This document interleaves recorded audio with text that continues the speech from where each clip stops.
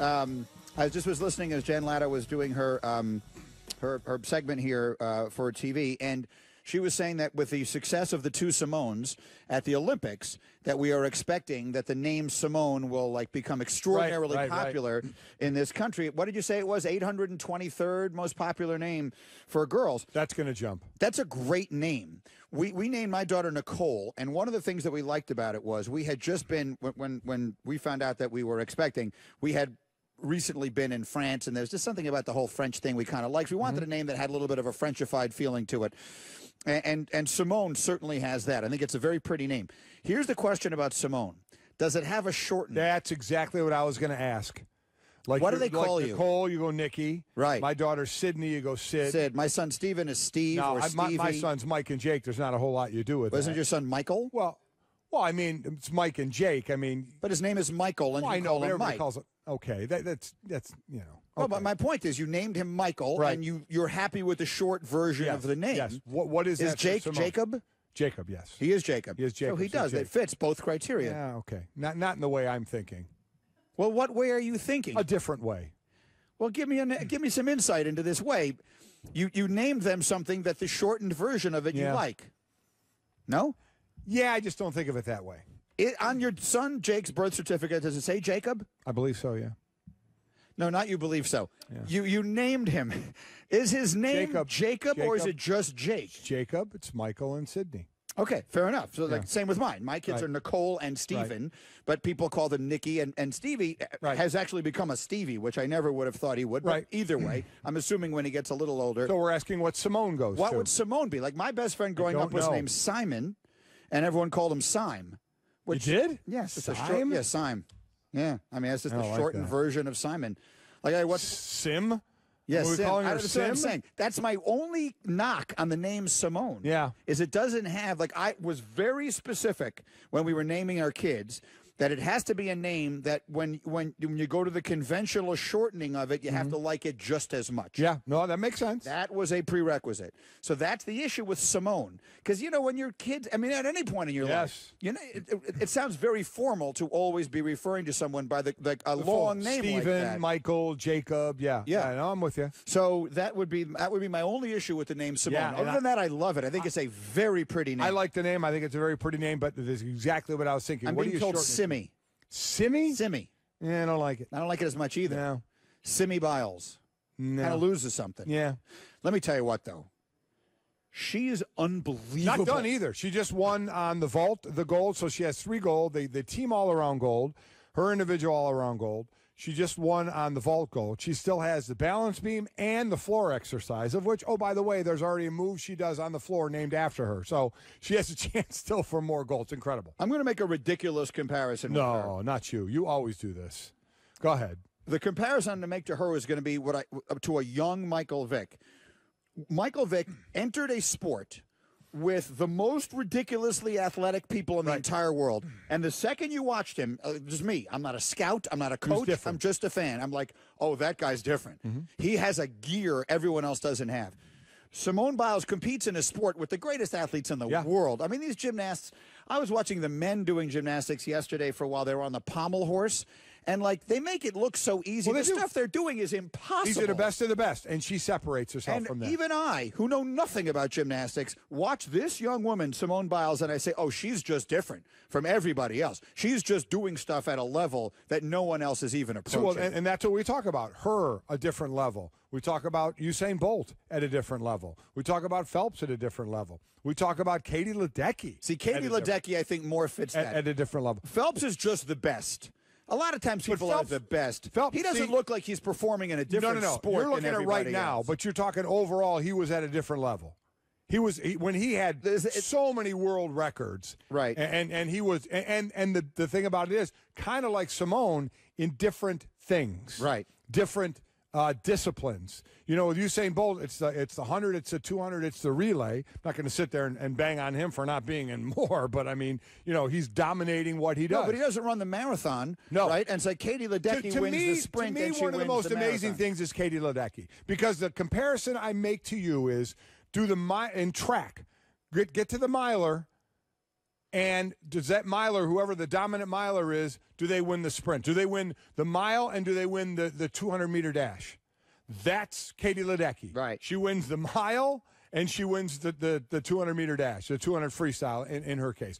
That, to me, is one of the more amazing things. Because with Simone Biles, you have the different disciplines, obviously, you know, that she's going through. That, again, won the vault, you know, these uneven bars. There's the beam and the floor. So there are different disciplines. With Phelps in his heyday, and it's still pretty darn good, you know, you had the 4 IM, the 2 IM, the 2 fly, you know, the 1 fly, the relays. You know, he's pared that down some, but still impressive in the different disciplines. So that's what I mean. They're all in a grouping as far as how they're dominating. Right now, as far as dominating beyond belief, is Simone and Katie. Yeah. Those two have kind of put, like, so much distance between themselves and the next person. It's ridiculous. Yeah, I wanted to put up a Twitter poll about them on Friday night, and you threatened to break my fingers. Sure did. Just dislocate it, not break it. I would say for me, and again, I'm only a casual viewer of the Olympics. You're much better than I am. My favorite performance or performer to watch thus far has been Simone Biles. Well, the thing about it is you watch her, and I get what you're saying, because you watch her, and while she's dominating it, you get to see in the floor exercise 4 passes. So 4 times her just, it makes your jaw drop. Whereas Katie, you see her after the beep goes off, you see her ahead of everybody and just say ahead of everybody. You know, she's not doing the passes and doing anything spectacular like flipping and jumping and all that. She's just swimming and destroying everybody. So from an aesthetic look, you know what I mean? Yeah. You're watching somebody swim 8 laps of a pool and just be way faster than everybody else, as opposed to someone flipping and throwing their body all over the place. Yes, you're correct. Katie Ledecky is doing the same thing everyone else is doing it. She's just doing it faster. Yeah. Simone Biles seems to be doing stuff no one else on the planet can do. Anyway, it just sort of jumped into my head. By the way, if you missed Doug Peterson today, he was on in hour number 2. Andy Reid in hour number 3. Michael Irvin in hour number 4. Good time to remind you, you can listen to all 4 hours of Mike and Mike on demand in the ESPN app. And you can subscribe to the Best of Mike and Mike podcasts, all available in the Listen tab of the ESPN app. Today's top 5 has really been forced on us by Usain Bolt and Michael Phelps, the 2 Olympic titans who are just going nuts right now. So we've crafted our top 5. Yes. Together again, greatest Olympians ever.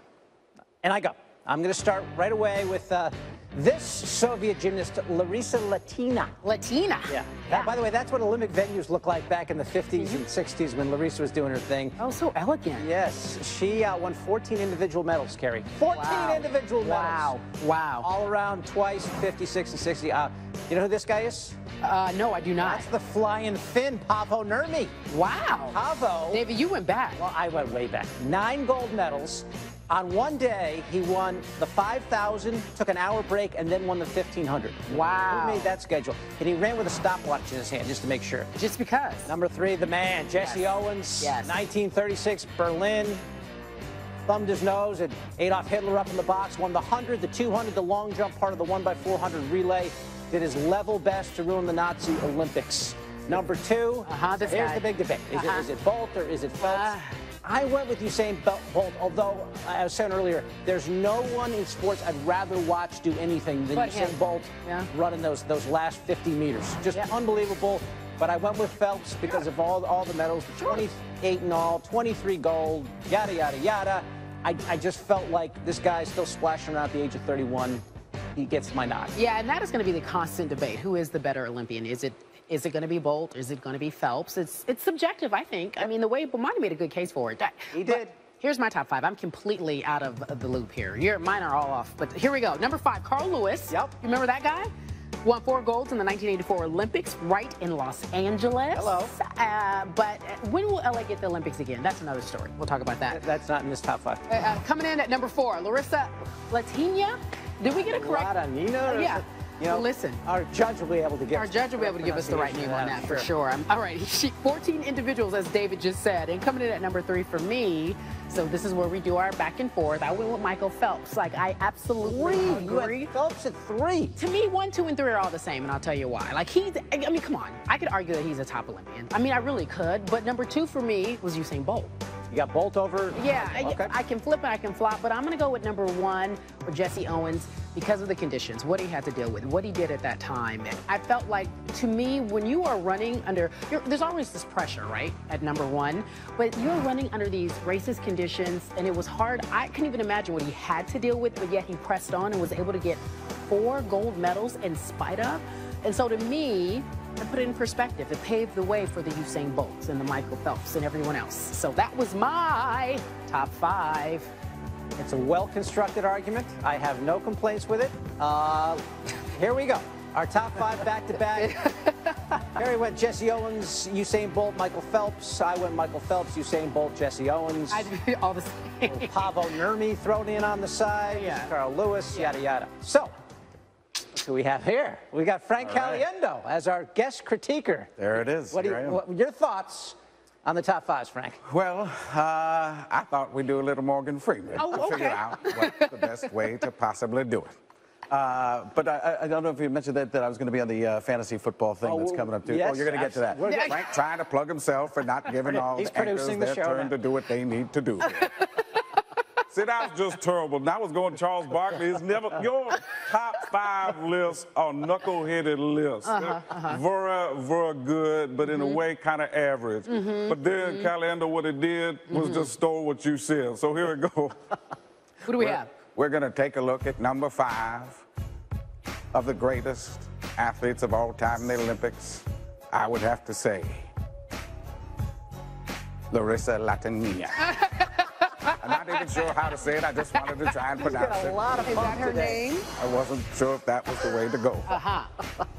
Well, you Usain went with, Bolt. Never has a better name been for a man than Usain Bolt. And, of course, Sean O'Neill, table tennis. Oh, yeah. He's a friend of mine. That's why I put it Like, I just want to make it Michael Phelps because we're on Sports Center.